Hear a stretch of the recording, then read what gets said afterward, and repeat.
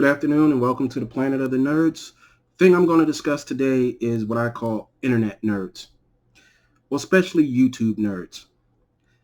People that have their page for whatever reason, but mostly for monetary gain. They feel that because this culture is booming now that they can jump in and make a profit off of us. What I mean by that, there are people on YouTube that pay big money for these boxes of comics. And when they don't get something of value instead of the value of what the person is sending them, they complain. They don't know how to treat their books. They talk about this and talk about that, but is only in it for the dollar value. And for those like myself that has been collecting since a young boy, that irritates the holy hell out of me. I don't know about you, but I got in this for the love of the art of comic books, the way things is drawn, the stories, how they connect, how there's a deep and rich history of the fact. Same way goes to the Turtles. Same way goes to the Star Wars collection. Same way goes to any of my action figures behind me. There's a long history behind them. They're not just there because I hope to turn a buck over them. I got them because I like them. And that's part of this fake YouTube culture going on right now. Now, people are just understanding something that I've been telling people for a long time, that being a nerd and the things that we enjoy, we will pay top dollar for. But there are some people that love to take advantage. They will get these boxes. They might have one or two decent books. They throw them on eBay for full retail price, knowing that they didn't get at retail price. I'm not knocking their hustle, but if you got it for dimes on a dollar, pass it on to the next man. Don't try to rape the culture to pad your pockets. I'm trying to be nice and not name people on Facebook because I don't need the trouble, don't need the drama. But if it's something that you truly believes in, you need to educate one, pass on knowledge to the younger crowd to enlighten them on what's going on, and just be kind to your fellow nerds. People forget that this industry that we are in is a billion-dollar industry, from the conventions, from the cartoons, from the comic books to everything. But for those who don't remember, back in the early, 80s or 90s, comic books almost came to a complete halt because people started to, not people, the industry started to manipulate how and what people was trying to pick up. Started with the death of Superman. That was supposed to be a limited run. It did so well that even the original first edition is not worth the money or the paper that it's printed on. That book could have been still worth $200-$300. But because they reprinted it so many times, they destroyed whatever value or the integrity of that story. Same thing when they redid the X-Men book. They basically had 6 issues of the same book that ended up being one giant poster. And stuff like that was rampant. And they almost destroyed everything for greed. And now here we are in 2020, and people are doing the same thing. They're going to end up destroying this that we love, all the Funko Pops, trying to get them, resell them, to the point where nobody's going to want to buy anything at all. People don't read, you got people out here that's not reading for the love of the book, but are just in it for the money value.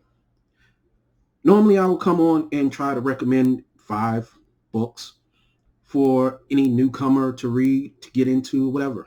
I'm still going to do that. but I had to get that off my chest first. Legends, number one, is a great book that kind of one of the first things that DC did that actually crossed over to a specific toy line. All of this was done for the love of toys and for more money. But this storyline is one of the best storylines from back in that day. Some people call it cheesy, but the limited series went very well. Dealing with Worlds Collide. There we go. Let's get it in the picture. This is the Superboys World Collide, but the entire thing I want to bring up is the entire Worlds Collide crossover between Milestone and DC Comics. It is worth picking up either the graphic novel or the individual books because this brought together the Dakotaverse as well as the DC Universe. Okay, one set of books that are near dear to any comic book collectors is the original Marvel Universe. They came out with the original universe, the deluxe edition, and then they did the multi-world edition. This has everything from how much Cap Shield actually weigh to how much vibranium is in Wolverine's body. This gives everything.